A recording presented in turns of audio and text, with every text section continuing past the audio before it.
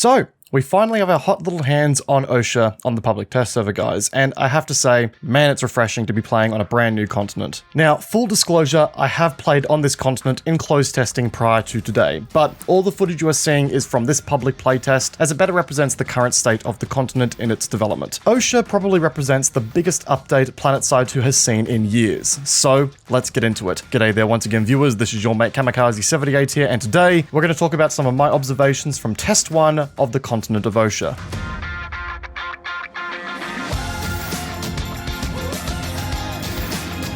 And guys, just before we get too far into this video, I want to make it clear that this is not a review, it's not going to be a full breakdown of the continent, this is merely a first impressions. Not all the bases are finished at this stage, including the Trident relays. We'll be seeing those next week in their final form, at least so we think. And to be honest, I haven't had a chance to battle at the majority of the bases on the continent yet. I only really spent time in the center of the continent and at a couple of the interlink facilities and the outer regions. So again, very rudimentary as far as opinions are concerned today. I'm going to need to spend a lot more time on the continent to see how it's going to behave in a live server environment. But let's get into talking about what OSHA brings to the table and how I'm feeling about it so far. Graphically, it has to be said and credit has to be given where credit is due, the continent is gorgeous. Coloring for me was very much on point, personally. I liked the general visual style, the palm trees, the contrast of the colors, everything. Just, again, the continent popped, and it felt like we were fighting on a distant alien planet, which is kind of what you want in a sci-fi shooter. Yeah, I have to say that my inner immersion junkie was very happy with how the presentation of the continent was working. With that being said, though, and it does have to be said, optimization needs some serious work before this continent ships to the live server. There was a constant feeling of mouse input lag, and I was easily dropping to around about 45 FPS in larger fights with my current settings while I was streaming. On all other continents at this stage, I can easily maintain 60 FPS with the same parameters, so it's clearly an issue with this continent in particular, and I do hope it gets addressed before we get pushed to the live server. To make matters even worse, when I was flying around in the observer camera doing a tour of the continent, I was hitting 32-ish FPS when looking across the landscape, so I can only imagine how bad the pilots are copying it when it comes to optimization at this point in time. This was also pretty obvious to a lot of people, but audio just simply was not playing and wasn't working in a lot of situations, which I'm pretty sure the developers will be on top of, and I think it should get fixed by the time it goes live, but just figured it would be worth mentioning in the video as well based on first impressions. But of course, guys, it's not a matter of just how the continent looks and sounds. It's also a matter of how well does it play. Now, of course, this is the first large-scale playtest that we've had of this continent so far, and while I did participate in closed testing groups, they were pretty small in size. We didn't really get to test exactly how well the continent flowed on a large scale. So now that we're testing it on that scale, we get to see how certain mechanics and bases are going to play best and how the battle is going to flow between objectives. And generally speaking, I have to say, I've really enjoyed how OSHA plays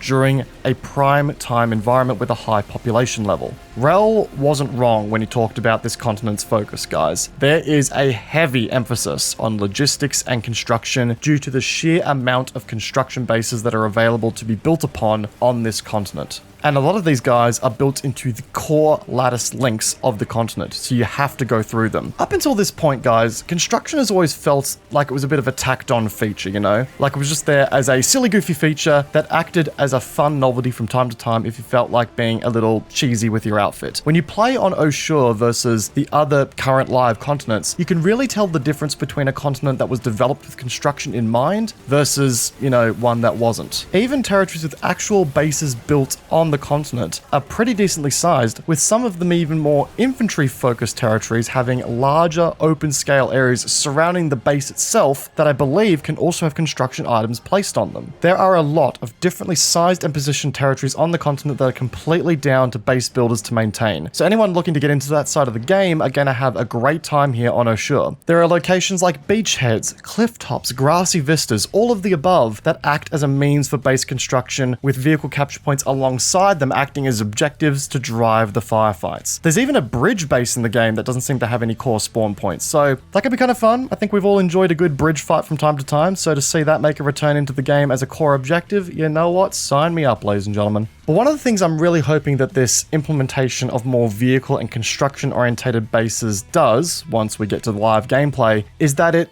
sort of spaces out combat a bit and gives vehicle players a more core objective to engage in that can't be necessarily bypassed. Sure, there are vehicle bases on other continents, but a lot of them can just simply be ignored and completely bypassed by even armor squads in the game. But as I said before, a lot of these vehicle points are directly integrated into the core experience via the lattice. So it's good to see these concrete vehicle objectives that will hopefully garner a better purpose for vehicles in the gameplay loop to now exist in the game. It's very much looping back to the video that we did a little longer ago about, combined arms in this game and how I think it should be improved. I've always advocated for better vehicle objectives, and I'm hoping that Azure can provide that via the way its lattice handles vehicle objectives. Now, don't get me wrong, this continent is not all vehicles and construction. There are a good amount of territories on the map with dedicated facilities that are worth fighting in and around as an infantry player. There's a couple of watchtowers, large and small outposts, and a couple of really unique bases that I think are going to be treats to fight in as these infantry players. In particular, there's Sentry Mining Operation, which is a huge, sprawling, multi-level underground location that sports a lot of flanking routes, verticality,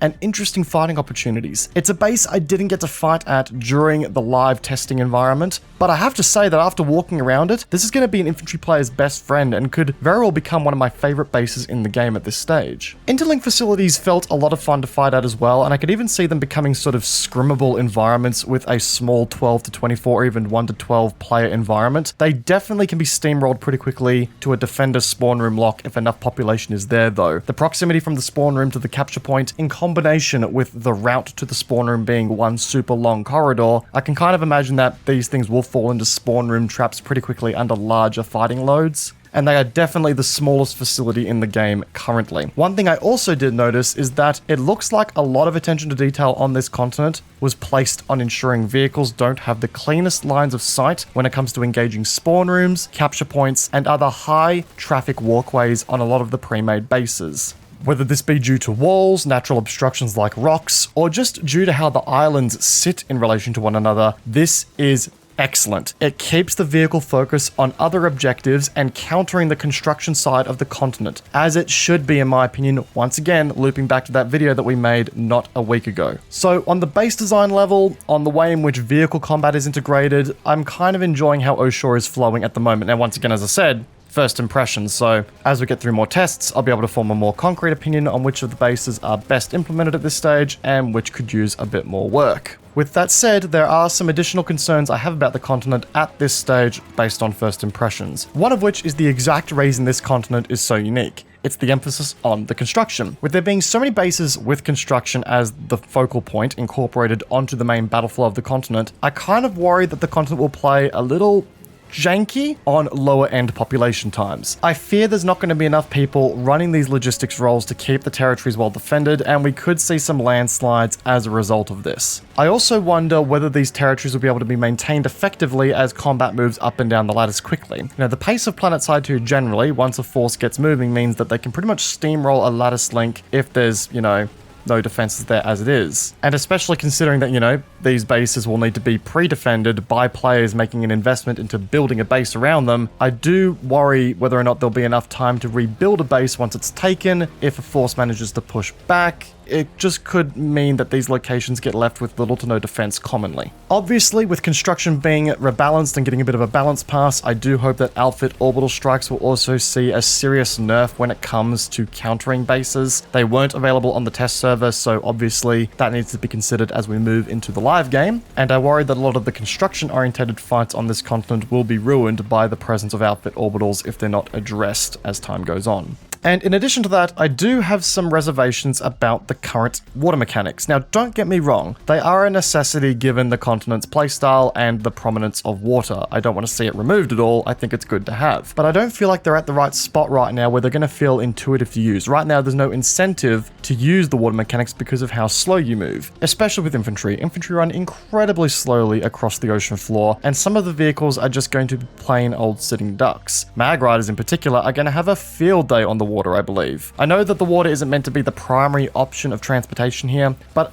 I don't know if we're there yet when it comes to its implementation. I don't want it to be the primary option, but I also don't want it to feel completely useless as well, and I feel as though we're in an awkward middle ground when it comes to that at the moment. I also did spend a little bit of time testing out the water weapons. They are able to be used on land and in the water, but their stats mean that they aren't going to be in any way, shape, or form close to being a quote-unquote meta weapon. So don't expect to use these and place them right straight into your meta loadouts. They are average at best, and the added utility of being able to use them in water is what their main selling point is in the first place. And well, in addition to that, guys, I have to mention it, the 50% reduction to friendly fire that came with the Oshore patch test, I gotta tell ya, it's an NC's wet dream, and it's fantastic. Plays bloody brilliantly. But no, seriously guys, memes aside, the nerf to team damage I think is actually healthier for the game. Like, it means that I can't get one-tapped anymore by a random friendly cloaker.